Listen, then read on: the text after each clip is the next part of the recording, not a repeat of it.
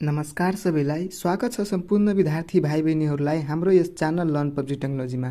आजको भिडियोमा मैले तपाईलाई कक्षा 9 मा रहेको नेपाली विषय अन्तर्गत पाठ 9 को कञ्चनजङ्घालाई नियाल्दा नयाँ पाठ्यक्रम पाठको व्याख्या, सबै अभ्यास, एक्सरसाइज नोट र 2079 सालको जसमा तपाईहरुको नयाँ पाठ्यक्रमहरु आएको छ त्यो पाठ 9 को तपाईहरुले यस भिडियोमा पुरै आन्सरहरु हेर्न सक्नुहुन्छ।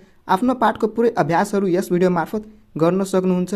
त्यसैले भिडियोलाई अन्तसम्म हेर्नुहोला, कहीँ पनि स्किप नगर्नुहोला र यदि कुनै साथी अहिलेसम्म हाम्रो च्यानललाई सब्स्क्राइब गरेको छैन भने च्यानललाई सब्स्क्राइब नबिर्सनुहोला, किनभने हामी यस्तै प्रकारका तपाईहरुको लागि एजुकेशनल भिडियो लिएर आउँदै रहन्छौँ। लौ त साथीहरु, टाइम वेस्ट नगरी अब हामी भिडियोलाई सुरु गरौँ।